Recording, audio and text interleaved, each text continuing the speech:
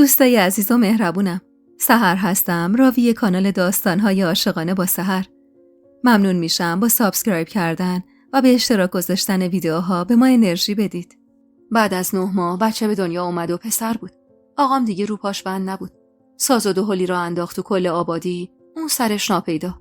ولیمه ای داد که گمونم واسه به دنیا اومدن منم نداده بود. اسم اون پسر رو هم گذاشتن نادر. ننه بعد از اینکه بچه پسر شد، کامل از دنیا دست کشید. و اینطور بود که پای عفت به خون زندگی ننه ما باز شد. خدایی زن مهربونی بود. هرچی ننه از مادری برای من و عالم کم میذاشت، عفت ما رو دوست داشت و هوامونو داشت. ما هم بچه بودیم. جذب محبتش میشدیم. ولی هیچ وقت نادر رو دوست نداشتیم. انگار از همون موقع به چشم رقیب بهش نگاه میکردم. نادر 1 ساله بود که باز عفت آبستن شد و سر 9 ماه دوباره یه پسر دیگه. و این یعنی این که جای پای عفت حسابی محکم شده بود. دیگه ما علنا ننه رو توی عمارت نمیدیدیم.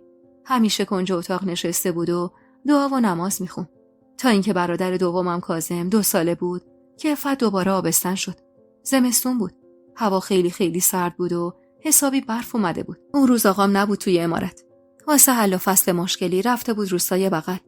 و برف که اومده بود و راهها بسته شده بود، اونم همونجا موندگار شده بود.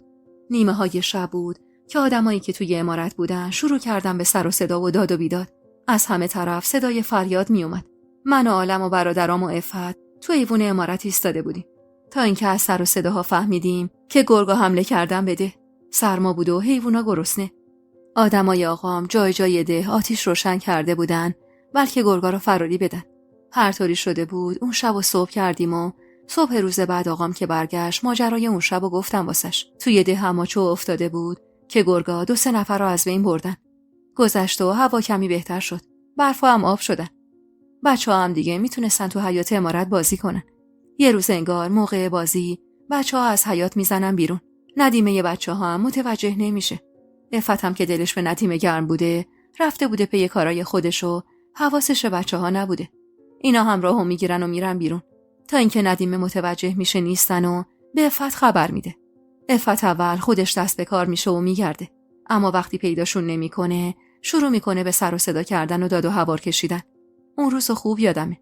همه ریختن بیرون. داد میزد و میگفت بچه‌هاش گم شدن. اهل عمارت همه در به در دنبال بچه‌ها بودن. یادم منم هم ترس گم شدن بچه‌ها رو داشتم، هم ترس این که اگه آقام بفهمه چی میشه. ظهر شده بود و هنوز خبری از بچه‌ها نشده بود. همه جا رو دنبالشون گشته بودن، ولی انگار یه قطره آب شده بودن، رفته بودن تو زمین. نصیرخان به اینجای حرفش که رسید، دستی به محاسنش کشید و نفسشو پر صدا بیرون داد و گفت: زندگی ما دقیقاً از همینجا بود که زیر و رو شد. تا شب دنبال بچه‌ها گشتن و هوا میرفت رو به تاریکی که یکی از اهالی خبر آورد که پیداشون کرده. ناخودآگاه گفتم: زنده بودن. نگاه‌ها برگشت سمت من و نصیرخان سر به زیر گفت: نه. بچه‌ها میرن برا بازی توی ده و گرگایی که یه بار از اون ده رزق خوبی برده بودن و منتظر فرصت بودن بچه‌ها رو که کوچیک بودن با خودشون میبرن. هیچ وقت اون صحنه رو تو زندگیم ندیدم. ولی تصورشم واقعا دردناک بود. 2 تا بچه 2 ساله و 3 ساله تومه گرگا شدن. به همین راحتی. خبر که رسید آقام تو عمارت بود. همون جایی که ایستاده بود به زانو افتاد.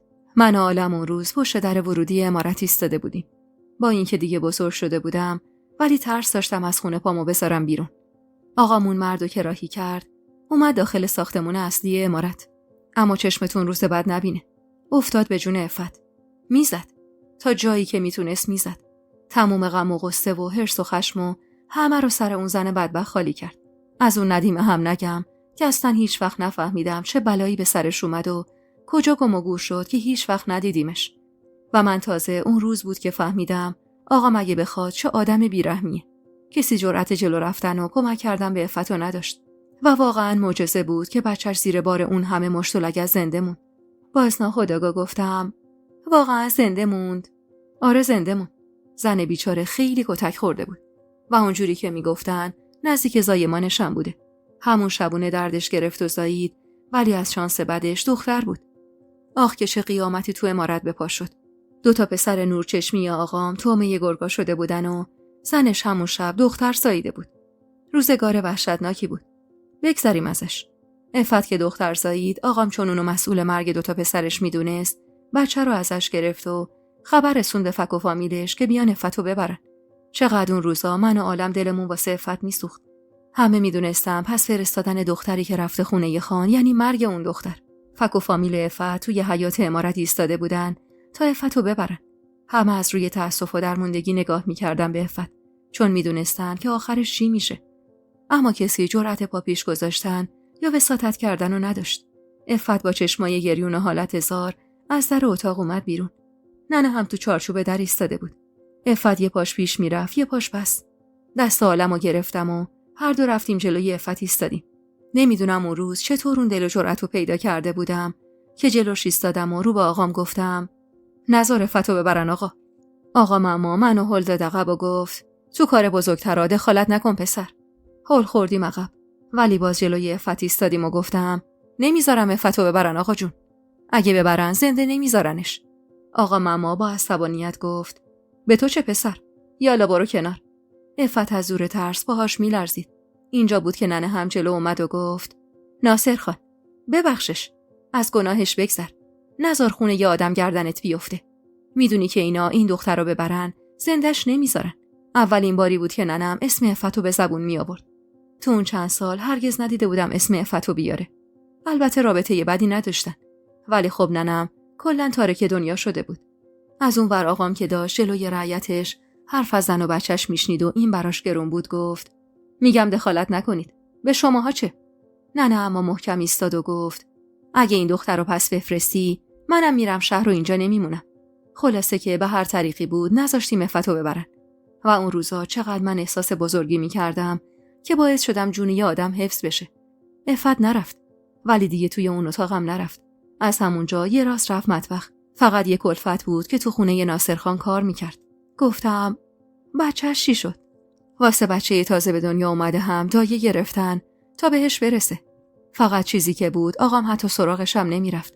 تمام اون قضایا شاید در عرض 10 روز اتفاق افتاده بود و زندگی ما از این رو به اون رو شده بود. در ضمن اون زمان خوبیت نداشت واسه بچه مراسم عزا بگیرن. یعنی اصلا این کارو خوب نمیدونستن. ولی آشناها و دوستان از راه دور و نزدیک برای تسلیت با آقا می اومدن. بزرگخوان پدر جعفرم یکی از همون دوست آشناهایی بود که تو اون مدت اومد سر بزنه. من و جعفر هم سن و سال بودیم. با هم رفیق و همبازی بودیم. جهانگیرم 1-2 سالی از جعفر بزرگتر بود. همه با هم اومده بودن. بزرگخوان بعد از حرفای معمول از آقام پرسید پس بچه رو چیکار کردید؟ آقام هم گفت دست دایه است. یادم بزرگخوان گفت مادر بچه اینجاست و گناه داره. لااقل میدادید خودش بزرگش کنه. اما آقام که اون روزا اگه سنگ از آسمونم میومد تقصیر عفت میدونست، زیر بار حرف بزرگخوان نرفت. یادم اون بچه حتی اسمی هم نداشت. واقعیتش دلم براش میسوخت. اون بچه هیچ گناهی نداشت. گاهی با عالم هر دو میرفتیم بچه رو میدیدیم. خیلی خوشگل بود. البته که عفت هم قشنگ بود. بالاخره برای خانده دختر قشنگی میفرستادن. هر کسی نمیتونست بیا تو اون عمارت. دخترک انگار میدونست توی اون دنیا قرار نیست روی خوش ببینه که خودش آروم و ساکت بود. هیچ وقت ما تو عمارت صدای گریه اون بچه رو نشنیده بودیم. روز به روز هم بزرگتر و قشنگتر میشد. خواهرمون بود ولی دور از ما بزرگ میشد. همش هم به خاطر سختگیریای آقام بود. نصیر خان اینجا یا حرفش که رسید سرشو بالا آورد و نگاهشو دوخت به من و گفت چشماش دقیقاً چشمای تو بود. الان انگار خودش اینجاست. دستی به چشماش کشید که داشت به اشک میشست که عالم خانم گفت میخوای ادامه نده خان داداش؟ نه خوبم. و اینطور بود که دوباره ادامه داد. 40 روز گذشته بود و میشه گفت تقریباً اهل کل آبادی همه ی اتفاقاتی که افتاده بود و فراموش کرده بودن یا مثل یه قصه واسه هم تعریف میکردن. ولی خب اوضاع عمارت ما درست بشو نبود. آقام وابستگی زیادی به ناصر داشت و همین عذابش میداد. ننه کم کم از گوشه عزلت بیرون اومده بود و کار رو دوباره دست گرفته بود. عفت بیچاره هم دورا دور دخترش رو میدید ولی جرأت این که نزدیکش بشه رو نداشت. همین که از مرگ نجاتش داده بودن براش بزرگترین نعمت بود. تا 40 روز اون بچه اسم نداشت. چندین و چند بارم ننم از آقام خواسته بود واسش اسمی بذاره، اما آقام سکوت کرده بود و جوابی نداده بود. بالاخره ننه خودش بعد از 40 روز اسم شهلا رو براش گذاشت. چشمم از تعجب گرد شده بود. پس شهلا خاله جهانخان خواهر ناتنی اونا بود. ولی بیچاره به مادرش. چقدر دلم واسه شهلا و مادرش سوخت. اما سعی کردم حواسمو بدم به حرفای نصیر خان که میگفت واقعا که چشماش شهلا بود. یعنی امکان نداشت کسی اون بچه رو ببینه و تعریفی از زیبایی چشماش نکنه. 1-2 سالی که گذشت و بالاخره داغ آقام کمی سرد شد، باز فیلش یاد هندستون کرد و باز خواست زن موقت اختیار کنه. این بار از یه ولایت دیگه. اینم بگم تو اون مدت آقام حتی یه بارم تو روی شهلا نگاه نکرده بود. میگفت این بچه جای 2 پسر دستگل من اومده. مگه جاشو تنگ کرده بودن که با اومدنش اونا رو از این دنیا برد. خلاصه که آقام دوباره زن گرفت و باز ننه رفت توی غار خودش. شهلا رو بیشتر عالم بزرگ میکرد، چون تا 2 سال دایه داشت و بعد دیگه با خودمون بود. وابستگی زیادی هم به عالم داشت. نگاه هم نشست روی عالم خانوم که سعی میکرد با گوشه چارقدش اشکاشو بگیره و گوش سپردم به نصیر خان که میگفت آقام که زن گرفت من دیگه بزرگ بودم. 15 سالی داشتم. همراهش سر زمینا و کارا میرفتم و یه سری زمینا هم مشترک بود با ده بزرگخان. مثل همین زمینی که جهان و شاهین دارن توش ساخت و ساز میکنن. ما زیاد همدیگر رو میدیدیم. مخصوصا که هم سن و سال هم بودیم. آقام از اون زن جدیدم 3 بچه آورد که هر 3 سر 3 ماه میمردن. یعنی بچه‌ها به دنیا می اومدن اما دقیق سر 3 ماهگی میمردن. خیلی‌ها میگفتن طلسمشون کردن. حالا اینکه این حرفا راست بود یا دروغ و کاری ندارم. ولی همین باعث شد که آقامون زنو بفرسته مطبخ. خودش میگفت حوصله آبروریزی جلوی مردم دهو ندارم که مانعم بشن زنو پس بفرستم. واسه همین همون اول کار میفرستمش بره مطبخ. و اونجا بود که دیگه آقام قبول کرد اولاد زیاد توی اقبالش نیست. ماها بزرگ میشدیم و شهلا هم همینطور. عالم 17 ساله بود و من یه جوون 20 ساله. خدمت رفته بودم و برگشته بودم. توی مدتی که خدمت بودم اما دلم بیشتر از همه شور شهلا رو میزد. بچه بود بالاخره و کسی رو هم نداشت. چون حال و روز ننمم اصلا خوب نبود. بعد از رفتن اون زن به مطبخم دیگه ننم مثل جریان عفت نتونست به زندگی برگرده. اوضاع شهلا اما از ما خیلی بدتر بود. وقتی آقای آدم کاری بهش نداشته باشه هیچ توقعی از دیگرون نمیشه داشت. از خدمت که برگشتم فهمیدم جهانگیر اومده خواستگاری عالم. جهانگیر و جعفر مثل برادران بودن. آقامم که با بزرگخان عیاق بود. پس چی بهتر از این که وسطی هم سر بگیره. بساط عروسی جهانگیر و عالم خیلی زود برپا شد و عالم به عنوان عروس راهی خونه بزرگخان شد. اون روزا شهلا عجیب بیقراری میکرد. یه دختر بچه 6-7 ساله بود و مدام میخواست پیش عالم باشه. ولی خب اونم خونه زندگی خودش رو داشت و عروس مردم شده بود. 1-2 سال بعد وقتی عالم دختر بزرگ 6 ساله بود منم ازدواج کردم. اما من توی همون عمارت پدریم زندگی میکردم. آقا ماما بعد از قضیه نادر و کاظم هیچ وقت به روال عادی برنگشت و من فقط 25 سالم بود که آقام رحمت خدا رفت. همه با هم گفتن خدا رحمتش کنه. و نصیر خان ادامه داد ممنونم. خدا جمیع رفتگان جمع رو بیامرزه. آقام که مرد کارو افتاد روی دوش من.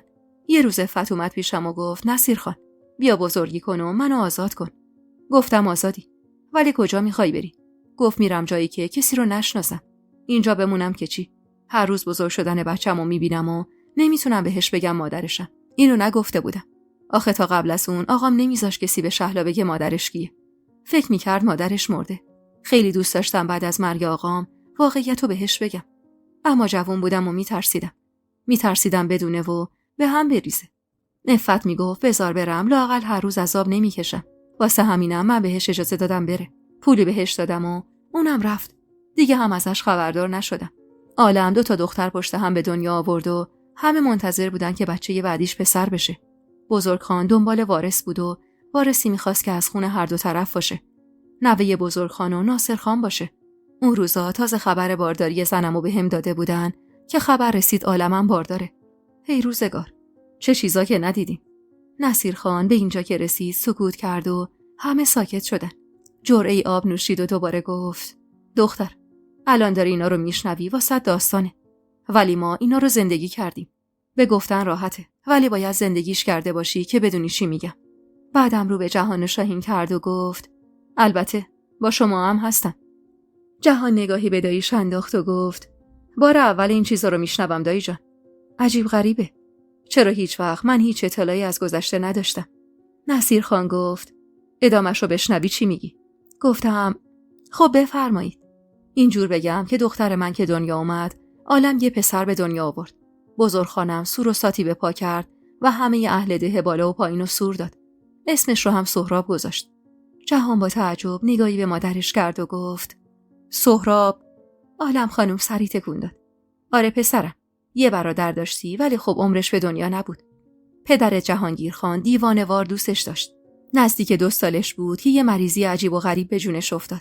هرچی هم دوا درمون کردیم فایده نداشت. شهر بردیم، تهران بردیم، ولی نمیشد. بچه خوبشو نبود و دست آخرم از دستمون رفت. عالم خانم آهی کشید و ادامه داد. سهرابو که از دست دادیم جهانگیر دیگه آدم سابق نشد. بدخلق بود. مدام یه گوشه میشست و مرثیه میخوند. مادر شوهرم مدام میگفت دوباره باردار شو و یه پسر براش بیار تا داغ اون یکی کم بشه. آبستن که شدم مدام دعا میکردم پسر بشه. میدونستم کار درستی نیست این که از خدا چیز زوری بخوام. ولی خب زندگیم داشت نابود میشد. اون موقع جعفر خانم زن گرفته بود و زندگی داشت. هاجرم سر دختر سومش باردار بود. ماه 5 آبستنیم بود که خبر رسید جهانگیر از کوه پرت شده و حالش بده. برده بودنش تهران واسه دوا درمون. 3 هفته ای رو روی تخت مریض خونه بود و بعدش هم فوت کرد. روزگار عجیبی بود. عزادار جهانگیر بودیم. بزرگ خانم پسر دردونش جانشینش رو از دست داده بود و من تک و تنها توی این عمارت بودم. شهلا اون موقع ها حدوداً 15 ساله بود. قشنگ بود. خیلی خیلی قشنگ. هرچی بگم کم گفتم. انگار خدا این دختر رو واسه دل خودش نقاشی کشیده بود. منو که توی اون حال با 2 بچه کوچیک آبستن دید، اومد پیشم تا تنها نمونم. کمک حال خوبی هم بود واسم. خواهرم بود و مونسم شده بود. خیلی دلم میخواست بعد از فوت جهانگیر برم ده خودمونو پیش نصیرخان بمونم. ولی خب بزرگخان غیرتش این اجازه رو نمیداد. واسه همین ما رو نگه داشت. بچه که دنیا اومد و پسر شد، داغ همه تازه شد. بزرگخان گفت اسمش بشه جهان. هم یاد جهانگیر زنده بمونه، هم مثل آقاش بشه. منم خیلی امید داشتم به حمایت بزرگخان، ولی دنیا با هم سر ناسازگاری داشت. بزرگخان فقط 6 ماه بعد از جهانگیر یه شب خوابید و صبح بلند نشد. مادر شوهرم هم بعد از این 2 داغ مجنون شده بود.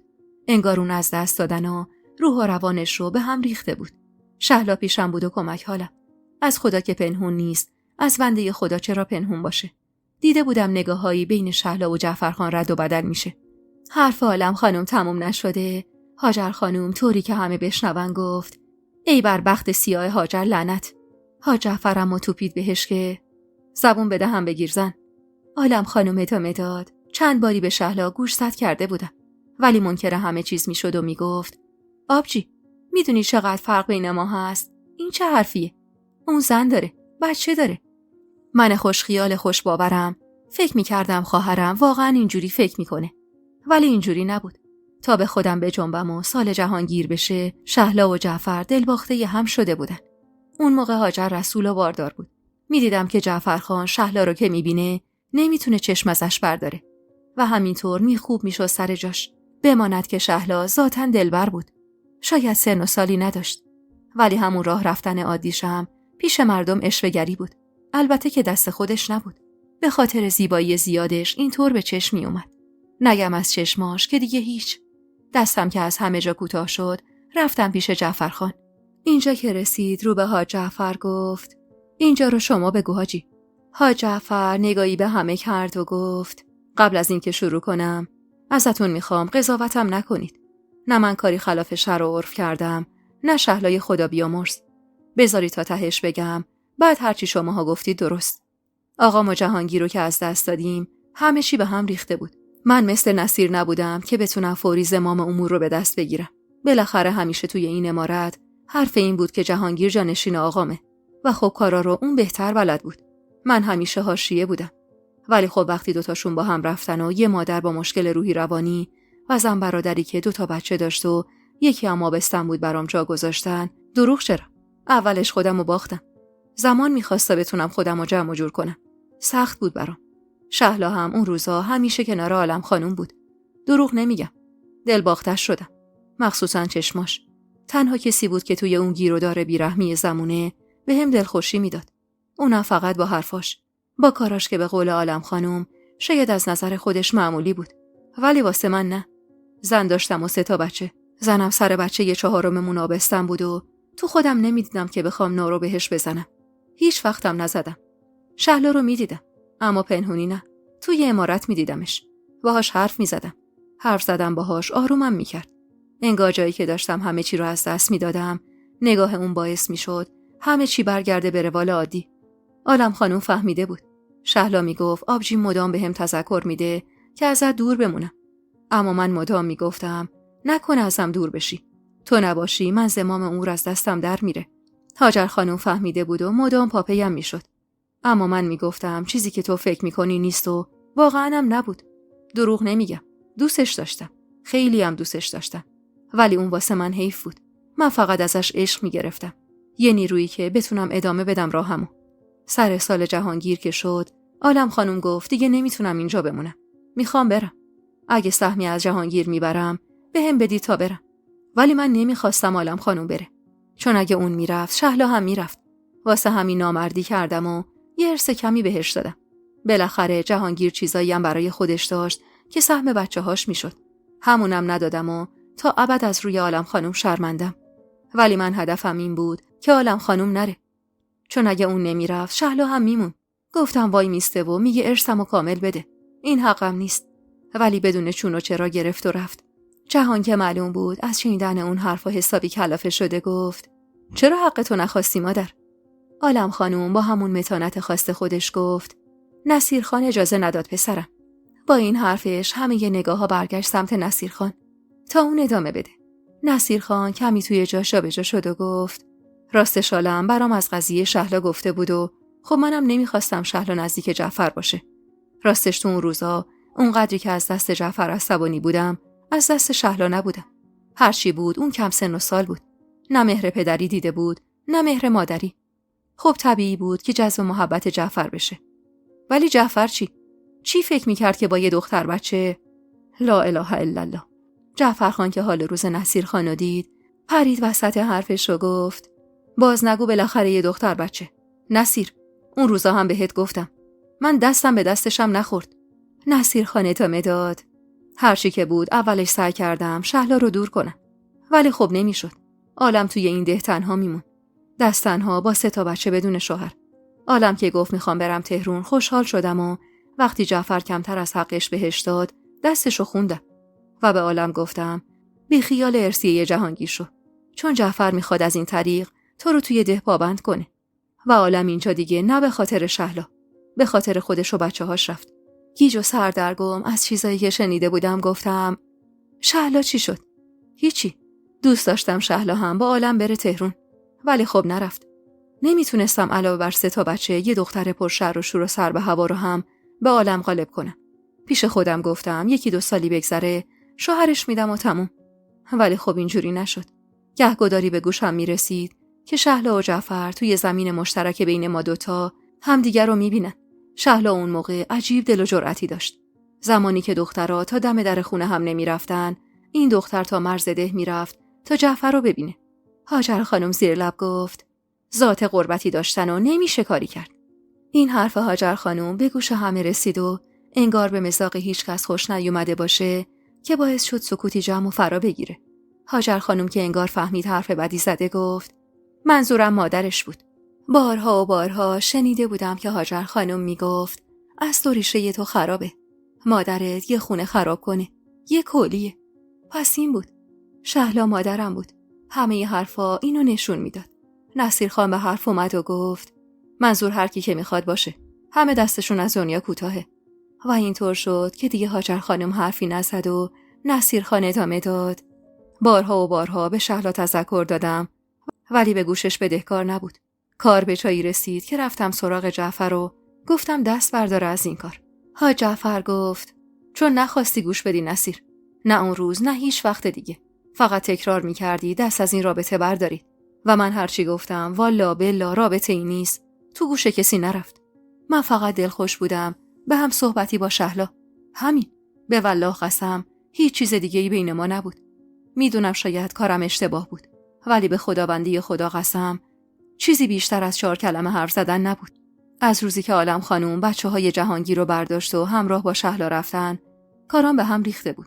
باز نمیتونستم خودم رو جمع و جور کنم تا اینکه بالاخره راهی باز شد و ما همدیگر رو اونجا میدیدیم. اونجا از منطقه مسکونی ده هر دوتامون دور بود. ولی خب همین که چند دقیقه‌ای باهاش حرف میزدم توان انجام ادامه کار برای چند روز داشتم. اما از روزی که نصیر ما رو دید و شهلا رو برداشت و برد دیگه ندیدمش. تا اینکه 1-2 ماه بعد خبر رسید نصیرخان شهلا رو شوهر داده. هاجر خانم گفت و دقیقاً از همون موقع روزای عذاب و بدبختی من شروع شد. گفتم چرا؟ شما که باید خوشحال شده باشید. نصیرخان به جای هاجر خانم جواب داد دلم نمیخواست تو اون سن شوهرش بدم، ولی خب بعد دست و بالمو بسته بود. ناجور اذیتم میکرد. به هیچ صراطی مستقیم نبود. چموش بود. دیگه علنا میگفت جعفر رو دوست داره و حتی اگه عقدش هم نکنه میره تو خونه جعفر زندگی کنه. دختر پردل و جرأت و جسوری بود و البته چون هیچ براش مهم نبود که روزا توی اتاق زندونیش کنم یا دعوا و مرافعه و حتی کتک باشه، حرف خودش رو میزد و روش پافشاری میکرد. تنها راهی که به ذهنم میرسید این بود که شوهرش بدم. به یه آدم سرشناس نمیشد شوهرش داد، چون سر و زبون دار بود و مطمئن بودم همون بار اول که طرفو میدید رک بهش میگفت که اونا نمیخواد. و خب منم به عنوان خانه آبادی نمیتونستم آبرو و اعتبارمو بذارم پای خیره سری یه دختر بچه. با یکی از اهالی ده که میدونستم آدم خوبی حرف زدم و شرایطو گفتم و قرار شد اون بیاد خواستگاری شهلا، ولی به حرفاش توجه نکنه. اومد و شهلا علنا گفت که اون ازدواجو نمیخواد. با تموم تدابیری که دیده بودم، اما بالاخره حرف جعفر سر زبونا افتاده بود. بالاخره تو هر عمارتی 4 تا آدم هست که حرف برن و بیارن. و اینطور بود که نقل مجالس شدیم که خواهر نصیرخان شهلا و جعفرخان خاطرخواه هم شدن. جعفر وقتی فهمید دارم شهلا رو شوهر میدم، پیغام فرستاد برام که نکن این کارو. میگفت این دختر حیفه، ولی من توان مقابله با اون دختر رو نداشتم. به کسی که پیغامش آورده بود گفتم به جعفر بگو دیگه تموم میشه. شهلا رو شوهر میدم ولی رابطه برادری ما هم تموم میشه. و بالاخره قرار شد که شهلا عروس بشه. اما مدام گریه میکرد و از هر راهی سعی داشت فرار کنه. حتی چند باری هم اقدام کرد تا خودش رو از بین ببره. ولی جلوشو گرفته بودن. چند نفر شبانه روز مواظب بودن که فرار نکنه یا بلایی سر خودش نیاره. تا رسیدیم به شب عروسی. تا لحظه آخر گریه میکرد. دلم خون بود برای خواهرم. ولی چه میکردم؟ راهی جز اون برام باقی نذاشته بود. هر کاری کردیم خودش با پای خودش نیومد پای سفره. عصبانی شدم و گفتم شهلا خودت نیای، به زور میبرم مینشونمت پای سفره. ناراحت گفتم اون مرد به اصطلاح داماد نمیگفت زن اینجوری نمیخوام. نمیگفت زنی که به زور دارید مینشونیدش پای سر سفره رو نمیخوام. نه، یه تیکه زمین گرفته بود و ساکت شده بود. رعیت جماعت چشمش به دست اربابه. غروب که شد صدای گریه های شهلا قطع شد. ترسیدم. رفتم توی اتاقی که بود. دیدم لباس پوشیده و نشسته. لبخند بهش زدم و گفتم عاقل شدی. گفت باشه خان داداش، حرف تو بشه، ولی بذار 2 ساعت تو این اتاق تنها بمونم. میخوام دلمو سبک کنم. بذار بعد از چندین روز با خودم خلوت کنم و کسی رو پیشم نذار. منم گفتم نمیتونم. میترسم بلایی سر خودت بیاری. قسم خورد که نمیارم. گفت اگه میخواستم این کارو بکنم اونقدر جسارت داشتم که بهت بگم. خودت خوب میدونی که چقدر صادقم باهات. اینو راست میگفت. دوز و کلک توی کارش نبود. حتی یه بارم بعد از اون روزی که با جعفر دیده بودمش هاشا نکرده بود. واسه همین قبول کردم و گفتم فقط 1 ساعت. بعدش سر سفره عقدی. گفت چشم و باز من دلم طاقت نیورد و یکی رو پشت در گذاشتم و گفتم حتی صدای ناله‌ای هم شنیدی میری داخل. آخه بد جور میترسیدم. آخه بازم ته دلم میترسیدم جوونی و خامی کنه و بلایی سر خودش بیاره. 1 ساعت شد و رفتم تا مثلا عروس رو بیارم سر سفره عقد. از نگهبانی که دم در بود پرسیدم و اونم گفت صدایی نیومده. با خیال راحت در رو باز کردم و رفتم تو اتاق. ولی کسی نبود. اون اتاق راهی به بیرون نداشت. یعنی پنجره‌ای نداشت. فقط یه در ورودی بود. شهلا فرار کرده بود. انگار با هم صادق نبود و من گول خورده بودم. چطور و خیلی طول کشید تا فهمیدم. یعنی به عقل جنم نمیرسید این کار. تو عمارت ما کنار هر اتاق یه پستوی کوچیک بود که از اون پستو یه هواکش داشت که میخورد به پشت بوم. شهلا از اونجا در رفته بود. خشتا رو دونه بدونه برداشته بود تا راهی باز بشه. هرچی بود از دستمون در رفته بود. اونم از راهی که به عقل هیچ بنی بشری نمیرسید. امان از وقتی که آدمی زاد بخواد کاری کنه که اون موقع فلک حریفش نمیشه. تا شب گشتیم و پیداش که نکردیم دیگه خون جلو چشمامو گرفته بود. اگه همون لحظه جلوم بود از بین میبردمش. آدمامو جمع کردم و اومدیم اینجا. مطمئن بودم اینجاست. شکی درش نداشتم. شاهین که انگار ذهن منو خونده باشه گفت اینجا بود آقا جون. نصیرخان رو به حاج جعفر کرد و گفت تو بگو جعفر. حاج جعفر گلویی صاف کرد. میدونستم اون شب عروسی شهلاست. همونطور که نصیر میگه دیگه طبل رسوایی منو همه جا زده بودن. اهالی ده میدونستن که خانشون دلبسته دختری کم سن و سال شده. البته جلوم حرفی نمیزدن، ولی خب حرفایی که پشت سرم میزدم به گوشم میرسید. البته که برام مهم نبود. مهم شهلا بود که داشتم واسه همیشه از دستش میدادم. اون روزا به خودم لعنت میفرستادم که چرا گذاشتم نصیر شهلا رو با خودش ببره. باید همینجا نگهش میداشتم. حتی شده با همه ی حرف و حدیثا عقدش میکردم. ولی خب کار از کار گذشته بود. هاجر اون روزا بچه‌ها رو گذاشته بود و رفته بود قهرخونه خواهرش. البته حق داشت. ولی من اون روزا هیچی جز شهلا تو ذهنم نبود. اون شب در رو به روی خودم بسته بودم و تک و تنها تو تاریکی مونده بودم. حتی فکر کردم به این که شهلا اون شب عقد یه نفر دیگه میشه دیوانم میکرد. چند باری قصد کردم بلند شم برم ده نصیر و شهلا رو بردارم و بیارم. با خودم میگفتم گوره بابا یه حرف و حدیث مردم و بی آبروییاش. ولی خب پام پیش نمیرفت. میدونستم واسه اونم دردسر درست میکنم. همونطور توی تاریکی بودم و دلم خون بود که سر و صدای سم اسوار رو تو اون تاریکی و خلوتی شب شنیدم و هول برم داشت. از اتاق زدم بیرون. به نگهبان دم در ساختمون گفتم چه خبره؟ گفت نمیدونم خان. نصیر خان و آدماش اومدن. با این حرفش یهو قالب تویی کردم. نصیر از اسب پرید پایین و ترک به دست جلو اومد. گفتم خیر باشه. گفت خیر نیست جعفر. شهلا کو؟ گفتم شهلا؟ من چه میدونم شهلا کجاست؟ مگه امشب عقد کنونش نبود؟ با عصبانیت جلو میستاد و با همون چشمای به خون نشسته گفت مثل آدم شهلا رو بده ببرم. عین خودش عصبانی گفتم چه شهلایی؟ شهلا اینجا نیست. بدون توجه به من وارد عمارت شد و رو به آدماش گفت گوشه به گوشه این عمارت رو بگردید. بقیه هم دور تا دور عمارت رو بگردید. یالا. کل عمارت و خون زندگی منو گشتن و من مونده بودم شهلا کجاست. اون لحظه به هیچی فکر نمی کردم جز اینکه شهلا کجاست. نصیر که چیزی از خونه پیدا نکرد به آدماش گفت کل ده رو بگردید. خونه به خونه، وجب به وجب. صبح شد و از شهلا خبری نشد. قیامتی به پا بود توی ده. روز بعد شد و باز خبری نشد. دیگه منم آدمامو جمع کردم و همه به دنبال شهلا. نصیر هنوزم قبول نداشت شهلا پیش من نیست. میگفت داری منو بازی میدی که رد گم کنی. 4 شبانه روز تمومو گشتیم. ولی حتی ردی از شهلا پیدا نشد. اون روزای آخر حتی دنبال جنازه هم میگشتیم. ولی نبود. حتی یه تار مو ازش پیدا نکردیم. روز 5 بود یا 6 دقیق یادم نیست. حساب روزا از دستمون در رفته بود. فقط میگشتم دنبال ردی از شهلا و هرچی بیشتر میگشتم انگار کمتر پیدا میکردم. دمدمای غروب بود. ناامید از پیدا کردن ردی از شهلا پشت پرچین اون طرف حیاط نشستم و زار زار گریه کردم. گریه‌ای که حتی سر خاک برادر جوان مرگمم نکرده بودم. تو اون روزا قطره‌ای اشک نریخته بودم. چون عیب بود مرد گریه کنه. نگاهم به حاج جعفر بود. حتی اون موقع هم که داشت تعریف میکرد پیدا بود چه دردی رو تحمل میکنه و سعی داشت اشکاش نریزه. چقدر دوستش داشته رو خدا میدونست و بس. جهان که انگار متوجه حال حاجی شده بود گفت عمو جان حالتون خوبه؟ هاجر خانم یهو گریه سر داد و گفت چرا دوباره باید این جریان پیش بیاد؟ چرا دوباره دارید نبش قبر میکنید و همه چی رو پیش میکشید؟ اون روزا کسی به من نگفت و هم آدمی. حاج جعفر گفت من دروغی بهت نگفته بودم، نمیگمم. حتی اگه الان برام سخته که دارم چیزایی که تجربه کردم و میگم، حداقل انقدر نامرد نبودم که بهت نارو بزنم. نه، همین که جلوی نوکر و کلفت و بزرگ و کوچیک داری از عشقت میگی، بدتر از 1000 تا نارو حاجی. چه نوکر و کلفتی هاجر؟ اینا خانواده ما هستن. چیزایی که شاید بچه‌های خودم ندونن و اینا میدونن. عروس و پسرمو هم فرستادم که نخوام جلوشون این حرفا رو بزنم.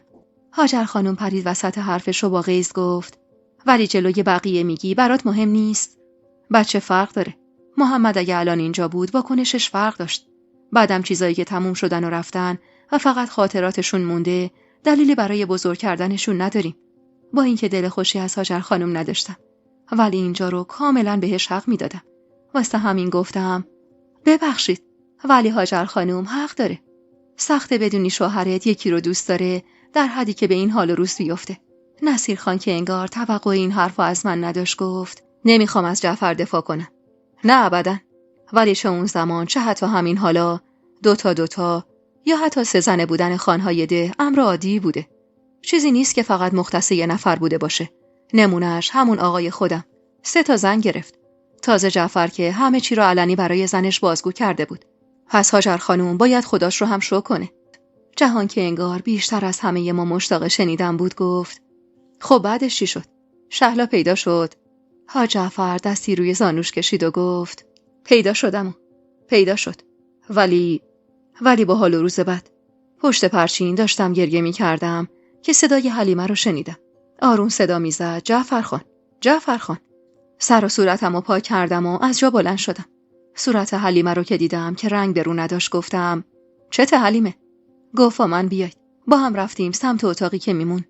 در رو باز کرد و رفتیم داخل. باورم نمیشد. شهلا اونجا تو اتاق حلیمه بود. خودش بود. درسته صورتش داغون شده بود. ولی من چشماشو میشناختم. حتی اگه چیزی از اون زنباقی نمیمون، من از چشماش میشناختمش. نگاهی به حلیمه انداختم که داشت اشکاشو پاک میکرد. که حاج جعفر گفت: از اینجا رو تو بگو حلیمه. حلیمه نیم نگاهی به من انداخت و بعد سرشو پایین انداخت و گفت: بمیرم برات. اون روزا همه دنبال شهلا خانم بودن. شهلا رو همه ما میشناختیم. دختر شیرین و خوش سر و زبونی بود. هم سن و سال بودیم. ولی خب اون دختر خام بود. ای بود با ماها بگرده. ولی شهلا که این چیزا حالیش نبود. رعیت و ارباب سرش نمیشد. با همه مهربون بود. با همه. زمانی که با عالم خانم توی این عمارت بود، ما با هم دوستای خوبی شده بودیم. شاید اولین نفری که شهلا بهش گفته بود دلباخته جعفر خان شده من بودم. روزی که این حرفو زد، من خاک بر سر بهش گفتم: نکن دختر. زن داره، بچه داره. گفت داشته باشه. دوست داشتن این چیزا سرش نمیشه که. وقتی با عالم خانم از اینجا رفتن، تا مدت ها جای خالیش حس میشد. تا اینکه خبر رسید میخواد شوهر کنه و بعدش همون شب کذایی که خبر رسید، شهلا نیست و گم و گور شده. همون روز 5 یا 6 بود. منم دقیق یادم نمیاد. تازه از مطبخ داشتم میومدم بیرون تا بتونم کمی استراحت کنم. اون موقع جای رحیمه ننه سغرا بود که بالای سر مطبخ میستاد. زن خوش جنسی نبود. اون روز سر این که من یه پیاله آب هدر داده بودم، چنان به دستام زده بود که حسابی زخمی شده بودن. خدا ازش نگذره. بگذریم. دستامو شسته بودم و میرفتم تا زمادی به مالم و با یه پارچه ببندمش. در اتاقو که باز کردم، پام به چیزی خورد و سکندری خوردم و نزدیک بود با سر برم تو دیوار روبروم. کلافه از این اتفاق سر پایین آوردم تا ببینم چیه. که با دیدن بدن نیمه جون یه آدم برگشتم عقب. خواستم داد بزنم و کمک بخوام. ولی یه چیزی مانع شد. جلو رفتم و نگاهی به صورتش کردم. سر و صورتش داغون بود. پیدا بود کتک زیادی خورده. صورتش خونین و مالین بود و پوستش ترک خورده بود. والا نشناختم. ولی به قول جعفر خان چشماش داد میزد شهلاست. چشمای بیجونشو که باز کرد ترسیده نالیدم: شهلا. دستشو بالا آورد ولی نتونست چیزی بگه. دست باچه درو بستم و کشیدمش بالای اتاق. ولهافی روش کشیدم. از سرما عین بید به خودش میلرزید. هنوز لباس عروس تنش بود. ولی پاره پوره. نمیدونستم چه کنم. اگه میگفتم شهلا رو پیدا کردم، همه اهل عمارت با خبر میشدن و به گوش نصیرخان میرسید و میومد و میبردش. و قطعاً که با اون حال و روز زنده نمیموند. تنها چیزی که به ذهنم رسید جعفر خان بود. باید خبرش میکردم. البته اینم بگم که اگه رحیمه میفهمید، هاجر خانومو خبر میکرد و اونم بلافاصله نصیر خانم. خوبیش این بود هاجر خانم به حالت قهر رفته بود خونه خواهرش و رحیمه هم 2 روزی بود بچه‌ها رو برداشته بود و رفته بود پیش هاجر خانم. درو بستم و با پاهای لرزون رفتم بیرون. درد دستای خودم یادم رفته بود. سر و گوشی آب دادم، کسی نبود. منتظر ایستاده بودم تا جعفر خان از راه برسه. اما هر لحظه میرفتم تو اتاق و سری به شهلا میزدم. وقتی دیدم جعفر خان داره میره سمت پرچین دنبالش رفتم. آروم صداش زدم تا کسی نشنوه. خیلی طول نکشید که سر از پشت پرچین بیرون آورد. منو که دید گفت: چی شده؟ تو اینجا چی کار داری؟ گفتم با من بیاید. اولش مردد بود. آخر رفتم با کلفت خونه سمت اتاق خدمتکارا. کاری نبود که در شأن خانه روستا باشه. با این حال اومد. وارد اتاق که شدیم به محض دیدن شهلا، خان گفت: شهلاست؟ شهلا اینجا چی کار میکنه؟ و رفت سمتش و دستی به شونش زد که ناله بیجونی از شهلا بلند شد. جعفر خان با عصبانیت برگشت سمت من و گفت: شهلا اینجا بوده و تو حرفی نزدی؟ هان، این چه وضعیه؟ کی این بلا رو سرش آورده؟ بعد انگار خودش فهمید حرف نامربوطی زده که گفت: نه، اینجا نمیتونه بوده باشه. همه جا رو گشتیم. ده حرف بزن دختر. شهلا کجا بوده؟ با ترس و لرز گفتم: نمیدونم خان. 1-2 ساعت پیش اومدم توی اتاق، دم در اتاق افتاده بود. ترسیده گفت کسی هم دیده؟ گفتم نه. یعنی فکر نکنم. شهلا داخل بود. از وقتی هم که من اومدم کسی به اتاقم نیومده که بخواد ببینه. کمی قدم زد و از این سر اتاق به اون سر اتاق رفت و در مونده نگاه به شهلا می‌کرد و معلوم بود حالش بده. گفتم خان، کی این بلا رو سرش آورده؟ گفت نمیدونم، اما میفهمم و فعلا وقت این چیزا نیست. بعدم رو کرد بهم و گفت کسی نباید بفهمه که شهلا اینجاست. میگفت میان میبرنش و با این حال و روز معلوم نیست چه بلایی سرش میارن. اول باید حال و روزش درست بشه، بعد فکر کنیم که چی کار کنیم. منم گفتم اما خان، اینجا که نمیتونه بمونه. جعفر خان در مونده گفت چرا؟ نذار کسی بیا داخل. گفتم رحیمه رو چه کنم؟ خواهرمه. هر کسی رو راه ندم اونو نمیتونم. همین امروز و فرداست که برمیگرده. جعفر خان دوباره شروع کرد به قدم زدن توی اتاق. با خودش فکر میکرد و هیچی نمیگفت.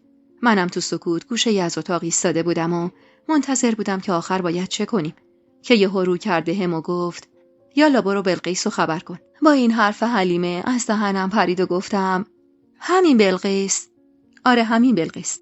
آره همین بلقیس خودمون. به جعفر خان گفتم اگه حرفی بزنه چی؟ گفت برو دختر، اونش با من. راه افتادم سمت خونه بلقیس. در خونش رو زدم و رفتم داخل. منو که دید گفت حلیمه اینجا چی میخوای؟ سلام علیکی کردم و آروم گفتم باید بیای امارت، ولی کسی نباید بفهمه. ترسیده بود و ازم میخواست دلیلشو بگم. منم گفتم نمیدونم. گفتم دستور خانه و گفته کسی خبردار نشی. گفت باشه، تو برو، من پشتبندت میام. که یهو یادم افتاد شهلا زخمیه. واسه همین گفتم هر چیز و ماد و دارو داری بردارو با خودت بیار. اونجا بود که بلقیس مچمو گرفت و گفت تو مگه نمیگی از چیزی خبر نداری؟ پس دارو برای چی؟ گفتم بردارو زود بیا، اونجا که اومدی میفهمی. فقط وقتی اومدی سمت ساختمون عمارت نرو. بیا اتاق من. اینا رو گفتم و از خونه بلقیس زدم بیرون و برگشتم عمارت. وارد اتاق که شدم، خان هنوزم بالای سر شهلا نشسته بود و داشت باهاش حرف میزد. شهلا اما حتی نای باز کردن چشماشو هم دیگه نداشت. طولی نکشید که بلقیس از راه رسید. همونطور بی توجه به حضور خان غر میزد و میومد داخل. میگفت درد بگیری حلیمه که این دزدا اومدی. اما به محض دیدن خان رنگ از رخش پرید و ساکت شد. خان اشاره کرد تا بلقیس شهلا رو معاینه کنه. بلقیس اما با دیدن شهلا تو اون حال و روز دو دستی زد توی سر خودش و گفت این کیه اصلا؟ آروم گفتم شهلاست. خان جلوی بلقیس ایستاد و گفت منو ببین زن. این دختر باید بدون خبردار شدن کسی خوب بشه. چطوری رو تو باید بدونی، نه من. یه تار مو از سرش کم بشه من میدونم و تو. اگه به سایه خودت هم حرفی زدی میفرستم جایی که عرب نینداخت. راستشون روز جعفر خان چنان با تحکم و تهدید با بلقیس حرف زد که جای هیچ بحثی باقی نموند. بلقیس نشست کنار شهلا. نگاهی به سر و صورتش کرد و لعنتی فرستاد به اونی که این کارو کرده بود و بعد برگشت سمت ما و گفت برادرش کو؟ جعفر خان اما بهش توپید که به کارش برسه. بلقیس از خان خواست که اون بره بیرون و به منم گفت که آب گرم و پارچه تمیز بیارم و یه دست لباس. خان از اتاق بیرون رفت و منم رفتم پی وسایلی که ازم خواسته بود. حلیمه به اینجا که رسید گفت بلقیس بقیه‌اش با تو. بلقیس تک به تک آدمای اون مجلس رو از نظر گذروند و گفت کاش این کار گردن من نمی افتاد. حاج جعفر گفت بگو بلقیس، سر نخو گرفتیم باید تا تهش بریم. بلقیس آب دهنش رو غور داد و گفت اون موقع واقعا وقتی شهلا رو توی اون حال دیدم ترسیدم. آدمای کتک خورده دیده بودم، ولی دیگه نه اینجوری. انگار از عمد جوری زده بودنش که صورتش از بین بره و کسی نشناستش. شایدم به قصد از بین بردن زده بودنش. قضیه شهلا رو همه اهل ده میدونستن و خب هر کسی پیش خودش فکرایی میکرد. اون روز امیدی به مداوای شهلا نداشتم و خانم اینطور با قاطعیت گفته بود باید خوب بشه. خدا منو ببخشه. چیزایی که میگم چیزای خوبی نیست. دست اون مرحومه از این دنیا کوتاهه. ولی خب امر خانه. مجبورم بگم. حاج جعفر گفت بگو بلقیس، این خواست منه. برا پاک کردن تهمت‌ها باید بگی. چشم خان، میگم. لباسای پارو پوره رو از تنش در آوردم. خدا میدونه که تو عمرم همچین چیزی ندیده بودم. جای جای بدنش کبود بود. جای سالم توی بدنش نبود. دلم خون شد براش. به محض دیدن اون تن خودم رو عقب کشیدم. میترسیدم حتی بهش دست بزنم. بدنش آش و لاش بود. میترسیدم از هم بپاشه. اما چیزی که واضح بود این بود که بلقیس به اینجای حرفش که رسید دیگه نمیتونست حرف بزنه. حلیمه بلند شد و لیوان آبی براش آورد و داد دستش. لیوان آب و سر کشید و ادامه داد: خدا منو ببخشه. دوست ندارم این حرفو بزنم. دوست ندارم آبروی کسی رو ببرم. اما بهش دست درازی شده بود. اونم وحشیانه. اونقدری که به این حال و روز افتاده بود. دیگه جونی توی تنش نمونده بود. حتی توان نداشت که از درد ناله کنه. حلیمه با وسایلی که خواسته بودم اومد و شهلا رو که دید زد تو سرش و گفت: خاک بر سرم. این چرا اینجوریه؟ گفتم ساکت باش حلیمه. فقط کمک کن. روی زخماش مرهم گذاشتیم و جلوی خونریزی رو هم گرفتیم. لباسی تنش کردم و جعفرخانو صدا زدم. بهش گفتم اوضاع بدتر از اونیه که فکر میکنید خان. این دختر تا اینجا هم زنده مونده، فقط کار خدا بوده. اما خان عصبانی شد. گفت حرف بی ربط نزنم. گفت باید خوبش کنم. جلوش ایستادم و گفتم فقط خدا به دادش برسه. واقعا هم همینطور بود. راستش هیچ امیدی به زنده موندنش نداشتم. چند تایی جوشونده دادم به حلیمه و گفتم اونا رو بجوشونه و مرتب به خوردش بده. واسه غذاشم گفتم فقط آش واسش درست کنه. و خواستم از اونجا برم که خان جلومو گرفت و گفت کجا؟ گفتم من اینجا کاری ندارم. اما خان عصبی شد و گفت جایی نمیری تا شهلا خوب بشه. راستش بهش نگفته بودم چه بلایی سرش اومده. ولی باید میدونست. واسه همین گفتم خان نگاه نکن، فقط سر و صورت زخمی رو میبینی. برای همین اون چه که دیده بودم و کامل برای خان بازگو کردم. بهشم گفتم از نظر من یه نفر نبوده. چند نفر بودن. بگرد و ببین کیا و کجا این کارو کردن. من میگفتم و میدیدم که صورت خان چطور رنگش به کبودی میزنه. اونقدری که یه آن ترسیدم. گفتم نکنه بلایی سر خان بیاد. نکنه یه وقت پس بیفته. مشتشو گره کرده بود و میکوبید به دیوار اتاق. صداش در نمی اومدم ولی خشمشو سر دیوار خالی میکرد. با حلیمه سعی کردیم بگیریمش ولی نشد. سر و کله‌شو به در و دیوار میکوبید. کمی که آروم شد نشست گوشه ی اتاق. سرشو زیر انداخت و از لرزش شونه‌هاش فهمیدم که داره اشک میریزه. تعریف کردن این حال و روز خانم دردناکه. حالا ببینید من و حلیمه که به چشم دیدیم چیا کشیدیم. نگاهی به حاج جعفر انداختم. سرش سیر بود و با تسبیح توی دستش بازی میکرد. نگاهم به جهان خان افتاد. منو نگاه میکرد. خواستم سر برگردونم طرف بلقیس که نگاهم متوجه نگاه شاهین شد. با خشم به جهان نگاه میکرد. اشتباه نمیکردم. داشت با عصبانیت به جهان نگاه میکرد. باز نگاهم گره خورد به نگاه جهان. لبخند محوی زد که از نگاه شاهین دور نموند. عصبانی از جا بلند شد و همه سرا چرخید سمت شاهین که نصیرخان گفت کجا؟ شاهین در حالی که سعی میکرد آروم جلوه بده گفت میخوام برم یه هوایی بخورم. از حد و توانم خارجه. جهان اما بی خبر از اون نگاه ها گفت میخوای باهات بیام؟ نه، میخوام تنها باشم. فکر کردم به چیزی که چند لحظه پیش دیده بودم عذاب آور بود. ولی توی اون لحظه من فقط و فقط میخواستم حرفای بقیه تموم بشه. ولی به ظاهر عادی و ساکت نشسته بودم و به حرفای بقیه گوش میدادم. هیچ کسی از اون جمع خبر از حال درون من نداشت. تو اون ساعات چیزایی شنیده بودم که اونقدر ناخوش بودن که ترجیح میدادم کاش تهش نرسم به چیزی که کل ذهنمو پر کرده بود. تمام شواهد و حرفا اما نشون میداد شهلا مادر منه. ولی خب تا وقتی کسی علنی نگفته بود امید داشتم که اونطور نباشه. این که دختر کسی باشه که زندگیش اونقدر پرغم و غصه باشه واقعا دردناک. و من هرچند امید واهی ولی امید داشتم تهش قضیه بره به سمت دیگه‌ای. شاهین که رفت بلقیس گفت ای خدا، این جوون حتی حرف زدن در موردش رو هم نتونست تحمل کنه. اون وقت ما 2 ماه تموم اون زخما رو، اون دردا رو از نزدیک کشیدیم. ناخودآگاه گفتم 2 ماه؟ بله، 1 ماه طول کشید تا شهلا بتونه سر پا بشه. ولی خب 2 ماه درگیر زخما و عفونتاش بودیم. واقعیت فکر نمی کردیم زنده بمونه. اصلا زنده موندنش یه جور معجزه بود. کسی هم فهمید؟ نه. اون روز خان نذاش من برم. موندم تا شب شد. 3 تایی تا صبح بالا سر شهلا موندیم. توی تب می سوخت. حتی چشمم باز نکرده بود. هر طور بود اون شب جهنمی رو گذروندیم. ولی موندن من توی اون اتاق ممکن نبود. چیزایی که با خودم آورده بودم کافی نبودن.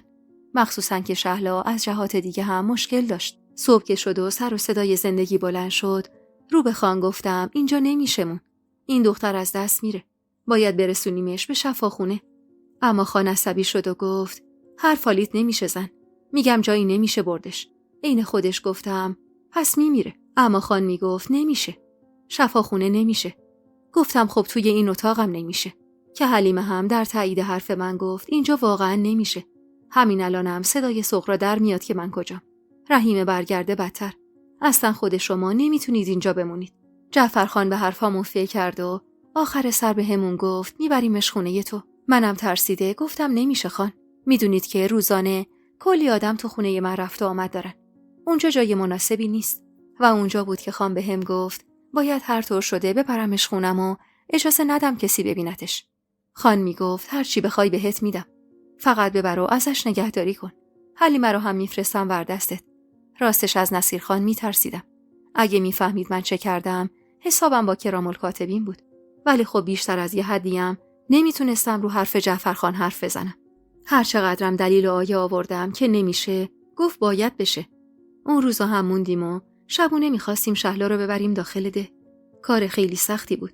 با اون تن داغون یواشکی بدون اینکه کسی متوجه بشه میخواستیم بریم خونه من. حتی بعد از 20 سال یادآوری اون شب لرز به جونم میندازه.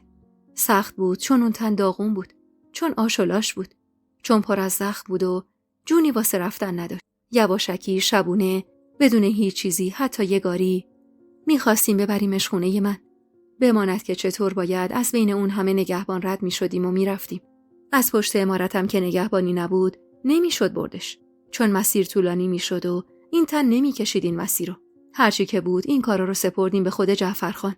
آدماشو فرستاد پی نخود سیاه و نیمه های شب که همه خواب بودن شهلا رو پیچیدیم داخل یه پتو و راه افتادیم سمت ده. فقط خدا با همون بود. یعنی یه چیزی میگم یه چیزی میشنوید. اگه خدا با همون نبود هرگز به ده نمیرسیدیم. وارد خونه من که شدیم انگار 1000 سال داریم راه میریم. اتاقی واسه شهلا آماده کردیم. منم که همیشه ی خدا از وقتی که یادم میاد تنها بودم. نه کس و کاری داشتم نه اولادی. واسه همین خیالم از اون بابت راحت بود. فقط ترس رفت و آمد مردمو داشتم. جای گرم و نرمی براش انداختیم و دختر رو جاگیر کردیم. خان که خیالش راحت شد از اونجا رفت. بعد از اون دیگه من بودیم و حلیمه و خدای بالا سر. خان هم به همه گفته بود حلیمه رو فرستادم پیش یکی از دوستام شهر که کمک حالش باشه. در واقع اما حلیمه همراه من با شهلا زندونی اون اتاق شده بود. جعفرخان از همه چیز بهترینشو برای شهلا آماده می‌کرد و ما بهش می‌رسیدیم. نیمه های شب هر شب می اومد و شبونه سری میزد و میرفت. شهلا کم کم جون میگرفت و زخماش بهتر میشد. البته الان برای شما من تو یه جمله میگم، ولی 1 ماه تموم طول کشید تا شهلا تونست تازه حرف بزنه و بگه چه بلایی سرش اومده. بی‌طاقت با قلبی که تو سینم بیقراری میکرد پریدم وسط حرف بلقیس و گفتم خب چی شده بود؟ لبخندی زد و گفت عین خودشی. 1 کلمه حرف و 2 دقیقه نمیتونی تو دلت نگه داری. چی بگم؟ یه شب حالش که بهتر بود بهش گفتم نمیخوای حرف بزنی؟ با همون حال زارش گفت چی بگم؟ گفتم بگو کی این بلا رو سرت آورده. اصلا اون چند روز تو کجا بودی؟ گفت داداش نصیرم میخواست به زور منو عروس کنه. منم نمیخواستم. برای همینم از پس توی کنار اتاق خشتا رو برداشتم و از رو پشت بوم زدم بیرون. باید از پشت ده میرفتم که کسی منو نبینه. با خودم گفته بودم میرم تا زمین مشترک و از اونجا میرم پیش جعفر تا با خواهش و التماس و هرچی شده ازش بخوام که نذاره من برگردم ده خودمون. اما میونه ی راه بودم که چند تا مرد سر راه هم سبز شدن. خواستم قایم بشم ولی نشد. منو دیدن و اومدن طرفم. زورم بهشون نمیرسید. وسط اون بیابونم هرچی داد زدم به گوش کسی نمیرسید. میگفت منو کشون بردن جایی که نمیدونستم کجاست و بعدم اون بلاها رو سرم آوردن. اونم نه 1 روز، نه 2 روز، 3 روز تمام. بلقیس به اینجای حرفش که رسید پر 4 قدشو گذاشت روی چشماشو شروع کرد به گریه کردن. با گریه هاش منم به گریه افتادم. حالم بد بود. دوست نداشتم آخر این قصه برسه به اون چیزی که نباید، به اون چیزی که تو ذهن من بود. حلیمه لیوان آبی دست بلقیس داد و کمی شونه هاشو ماساژ داد. بلقیس لیوان آبو سر کشید و ادامه داد چی بگم؟ بعد از این همه سال انگار تو همون روزا قرار گرفتم. اون روزای جهنمی که امیدوارم دشمنم هم نبینه. دختر بیچاره میگفت بعد از 3 روز میخواستن منو ول کنن که یکیشون گفت بهتر از شرش خلاص بشیم. و اینطور شده بود که هر 3 افتاده بودن و جوری کتکش زده بودن که به خیال خودشون مرده بود. بعدم اونو رها کرده بودن و رفته بودن. میگفت وقتی به هوش اومدم شب بود، تاریک بود، نایه تکون خوردن نداشتم، ولی باید خودمو میرسوندم به جایی و هیچ جا بهتر از اینجا نبود. میگفت هر بدبختی بود خودم رو رسوندم. هرچند از نظر من معجزه بوده. میگفت رسیدم به باغا و از اونجا هم از پشت عمارت رسیدم به اتاق حلیمه. میگفت اون مدتی که توی این عمارت بودم با حلیمه از پشت عمارت چند باری رفته بودیم و به باغای اطراف سر زده بودیم. میگفت واسه همین اون مسیر رو تو ذهنم نگه داشته بودم و میدونستم اونجا نگهبانای عمارت جعفر نیستن. به قول خودش همه راههای اون عمارت و توی اون مدتی که اونجا زندگی کرده بود از بر شده بود. بعدش هم که خودتون میدونید. گفتم اون آدما بلقیس، اون آدما یه کسی پیدا نشدن. شدن. یعنی جعفر خان پیداشون کرد. چطوری؟ شهلا دختره باهوش و زبر و زرنگی بود. با اون همه بلایی که سرش اومده بود، حدود جایی که مردا گرفته بودنش و برده بودنش و یادش بود. حتی از چهرهشونم چیزایی یادش می اومد. واسه همینم وقتی که حالش بهتر شد، اون محدوده رو به خان گفت. خانم آدماشو فرستاد و چند تایی رو آوردن واسه شناسایی، تا اینکه شهلا یکی رو شناخت و اون یکی هم بقیه رو لو داد. دیگه چی شد و خان چی کارشون کرد؟ والا من نمیدونم. نگاهی به حاج جعفر که سرش زیر بود انداختم. انگار سنگینی نگاهمو حس کرد که سرش رو بالا آورد. اما همون موقع بلقیس گفت تابان جان بهش فکر نکن. ندونی بهتره. خب بعد از 2 ماه تموم که شهلا حالش بهتر شد، خان با شهلا حرف زده بود که بهتره به نصیر خان خبر بدیم. شهلا اما مخالف بود و میگفت برادرم باز منو شوهر میده. ولی جعفر خان گفته بود اجازه ی همچین کاری رو بهش نمیده. اینایی که میگم بعد از خوب شدن کاملش بود. یعنی 2 ماه تموم بعد از اون اتفاقات. بلقیس انگار خسته شده بود از این همه حرف زدن گفت جعفر خان شما ادامه‌ش رو بگو. حاج جعفر ادامه داد. شهلا که خوب شد انگار دنیا رو به من دادن. اما خبرها به گوشم میرسید که نصیر هنوزم ناامید نشده و دنبال شهلا میگرده. خب هیچی ازش پیدا نشده بود و اون هم هنوز منتظر بود. خب حقم داشت. خواهرش بود. مگه میشد آدم به اون بزرگی یهو آب بشه بره تو زمین؟ از منم ناامید شده بود. به شهلا گفتم نصیر گناه داره. این حقش نیست. 2 ماه شب و روز نداره. هنوز دنبال توئه. بذار بهش خبر برسونی. ولی شهلا قبول نمی‌کرد. میگفت نه. میگفت برادرم منو باز شوهر میده. گفتم قول میدم اجازه این کارو ندم. ولی شهلا میگفت برادرم به اجازه تو کاری نداره. کار خودشو میکنه. تو اون مدت هاجرم برگشته بود امارت. چون دیده بود من دیگه دنبال شهلا نیستم، خیالش راحت شده بود. هاجر خانم یهو گفت بله. من ساده خوش باور نمیدونستم دشمن بیخ گوشمه. این حرفا رو هاجر خانم پرغیظ و غضب میزد. حاج جعفر اما توجهی نکرد و ادامه داد. شهلا دیگه خوب شده بود. همچین ماشاءالله سر حال نشون میداد که من خوشحال بودم و رو پا بند نبودم و پیش خودم فکر میکردم دیگه از دستش نمیدم.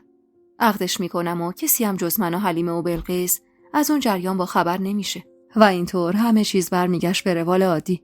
واسه همین یه روز برخلاف خواست شهلا رفتم پیش نصیر. روبروش ایستادم و گفتم اگه الان خبر برات بیارن که شهلا کجاست چیکار میکنی؟ نگاهی غضب‌آلود بهم انداخت و گفت باید از اولش میدونستم کار تو بوده. گفتم نصیر دارم میگم اگه. باز عصبانی گفت بگو کجاست؟ بگو شهلا رو کجا قایم کردی؟ بگو تا خودم به حسابش برسم. اینجا بود که فهمیدم شهلا حق داره. واسه همین بدون اینکه چیزی بگم راهمو کش کردم و برگشتم ده. رفتم پیش شهلا. البته اینو هم بگم. این که میگم رفتم پیش شهلا به همین آسونی هم نبود که. باید بشه نیمه شب کسی توی ده نباشه، یواشکی از در عمارت بزنم بیرون تا بتونم شهلا رو ببینم.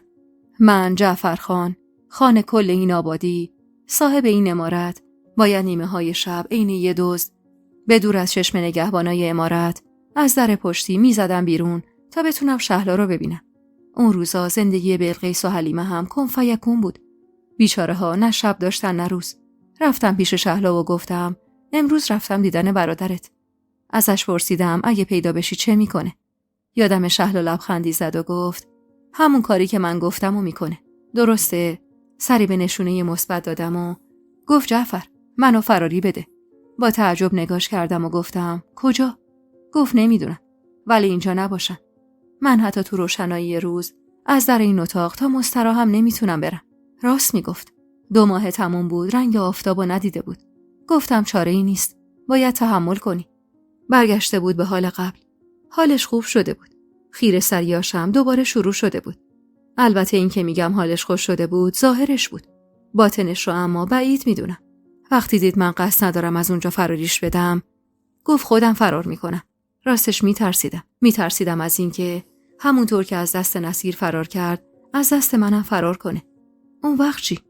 واسه همین به حلیمه سپرده بودم 6 دنگ حواسش بهش باشه. ولی خب ترس به جونم بود.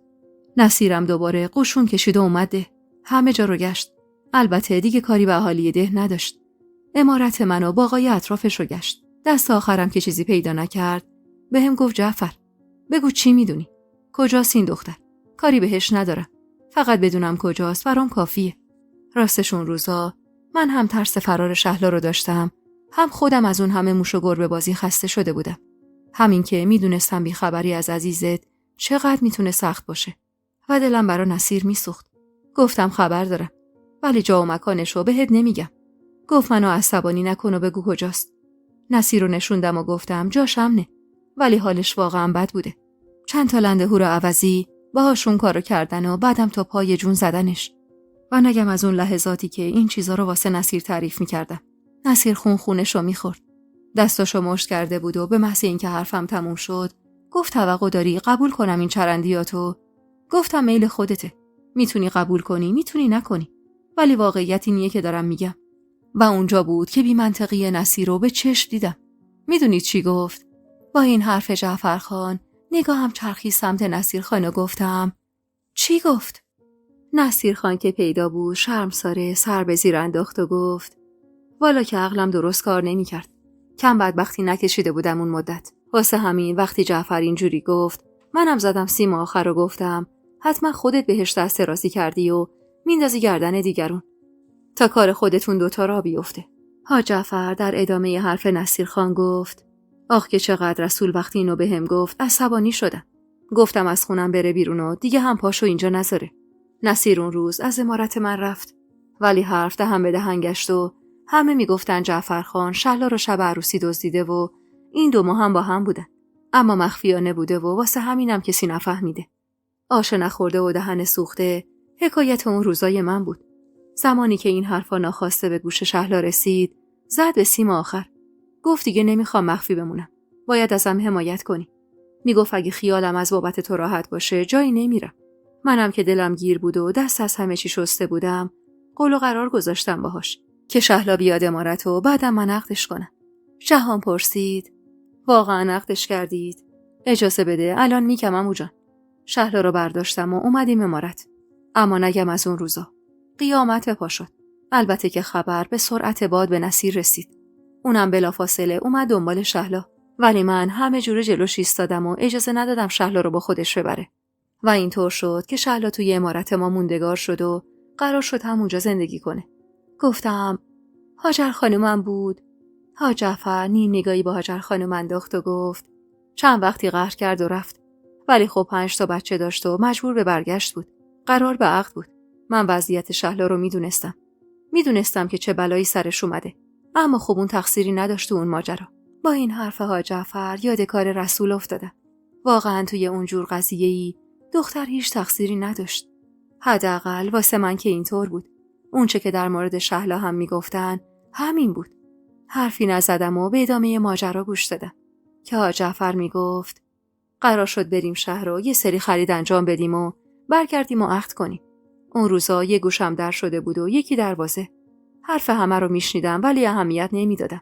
حتی عالم خانوم برام پیغام فرستاده بود که اگه این کار رو انجام بدم تا قیام قیامت نمیذاره بچه‌های برادرمو ببینم. میگفت اگه این کارو کنی دیگه بچه‌هام عمویی به نام جعفر ندارن. بعضی حرفا خیلی سنگین بود ولی خب من نمیتونستم شهلا رو رها کنم چون معلوم نبود وضعیتش چطوری میشه و مهمتر از همه این که دوستش داشتم. درسته که شهلا به ظاهر با اونچه که براش پیش اومده بود کنار اومده بود اما من مطمئن بودم در باطن از این خبرها نیست. هاجر خانم یهو گفت حاج جعفر والا من به جای شما خجالت میکشم که اینطور راحت از دوست داشتن زنی میگی، اونم نه تو خلوت و تنهایی بین این همه آدم. به جای حاج جعفر جهان جواب داد دوست داشتن که گناه نیست زنمو هست. نگاهی بهش انداختم. راست میگفت. دوست داشتن گناه نبود. اما آیا هر دوست داشتنی گناه نبود؟ حاج جعفر نفس عمیقی کشید و ادامه داد چند روزی بود اما که حال شهلا خوش نبود. رنگ و روش پریده بود و حالش اصلا خوب نبود. واسه همین بلقیسو خبر کردم بیاد. گفت چیزیش نیست، شاید چاییده. ولی شهلا خوب نمیشد. جوری بود که حال از جا بلند شدنم نداشت که حتی واسه خرید بتونیم بریم شهر. واسه همین دوباره فرستادم پی بلقیس. بلقیس معاینش کرد و بعد منو کشید کنار و گفت خان، درد شهلا رو فهمیدم. خوشحال گفتم خب بگو تا درمون کنیم. گفت درمون نداره. وقتی گفت درمون نداره دنیا رو سرم خراب شد. ترسیدم که دوباره از دستش بدم. اونم واسه همیشه. بلقیس نگاه ترسیدم و که دید، بعد از کمی دست کردن گفت آبستنه. اولش متوجه نشدم و پرسیدم چی؟ که دوباره تکرار کرد. عصبانی بهش توپیدم که یعنی چی که آبستنه؟ اصلا از کی آبستنه؟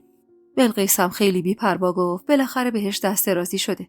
حاج جعفر حرف میزد و لحظه به لحظه حال من بدتر میشد که بلقیس هم به حرف اومد و گفت والا اون موقع اونقدر خودم تعجب کرده بودم که تعجب حاجی برام جای سوال باقی نمیذاشت. 2 ماه گذشته بود و چطور اون موقع رو شده بود؟ بعد با اون همه کتکی که خورده بود و دارو و دوایی که من به شهلا داده بودم چطور اون بچه از بین نرفته بود؟ راستش اولین چیزی که بعد از اون مصیبتی که به سر شهلا اومده بود ممکن بود به ذهن هر کسی برسه همین آبستن شدن بود.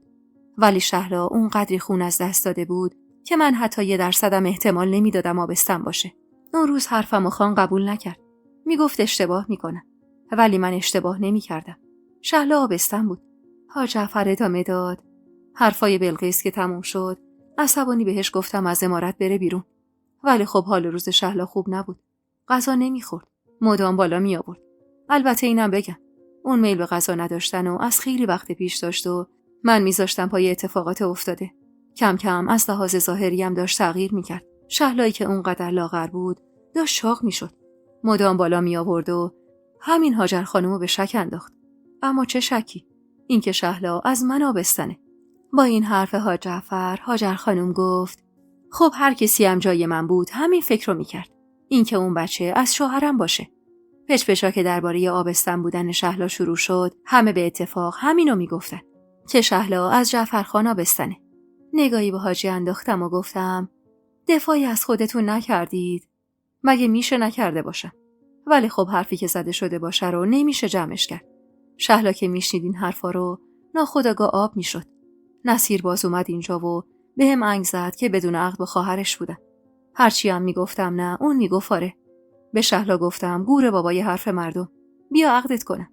ولی شهلا دقیقاً از همون روزی که فهمیده بود آبستنه دست از زندگی شسته بود و اینطور شد که از عمارت رفت و خونه بلقیس ساکن شد و دیگه حتی اجازه نمیداد من ببینمش. در داشت. حرف مردم از یه طرف، خوردن چوب کاری که نکرده بودم از یه طرف و ندیدن شهلا از همش بدتر بود. نصیر از اونجا به بعد بود که دست شست از شهلا و دیگه پا توی ده ما نذاشت. و دیگه هم اسمی از هم دیگه نبردیم. شهلا دیگه منو نمیخواست. حتی حاضر نبود واسه یه لحظه منو ببینه. ولی من حلیمه و بلقیس رو مأمور کرده بودم که 6 دنگ حواسشون بهش باشه. حلیمه اینجا به حرف اومد و گفت شهلا واقعا حال خوبی نداشت. از یه طرف آبستن بودنش و علائمش، از طرفی هم انگار واقعا دست شسته بود از زندگی. مدام میگفت کاش مرده بودم. کاش همون شب میونه بیابون مرده بودم. کاش هیچ وقت خودمو به عمارت شما نرسونده بودم. خبر از خواهر و برادرش میرسید که بچه ناپاک و بارداره و این حرفا بیشتر خوردش میکرد. مدام پیش من گریه میکرد و میگفت حلیمه میدونی دلم از چی میسوزه؟ از اینکه حتی دست جعفر به دستم نخورده. هرچی که بود اون بارداری شهلا رو از پا در آورد. مدام حالت تهوع داشت و آب شده بود. چیزی ازش نمونده بود. جعفر خانم چند روزی یه بار میومد واسه دیدنش. ولی شهلا نمیخواست ببینتش. اصلا اجازه نمیداد وارد اتاقش بشه. جعفر خانم حال روز بهتری نداشت. من خونه بلقیس بودم. ولی از طریق رحیمه با خبر بودم که حال روز اهل عمارت چطوره. رحیمه که تا اون لحظه ساکت بود گفت اوضاع این عمارت هم قمر در عقرب بود. جعفر خان بس نشسته بود کنج اتاق و هاجر خانم مدام ناله و نفرین میکرد به شهلا که خونه خرابش کرده و شوهرش رو مجنون کرده. همه شهلا رو مقصر میدونستن که باعث شده بود خونه زندگی جعفر خان اینطور به هم بریزه. میگفتن اگه همون شب عروسی مثل آدم سر سفره عقد اون مردی که برادرش انتخاب کرده بود نشسته بود، این بلاها سر کسی نمی اومد. حلیمه ادامه داد. خلاصه که روزا از پی هم می گذشتن. شهلا هم تو تنهایی خودش با بچه‌ای که به دنیا نیومده بود حرف می زد. براش لباس می دوخت. دستمال و جای دعا درست می کرد و با منجاق و پولک کارای قشنگی می کرد. علی توی بغل من تا اون لحظه خواب بود.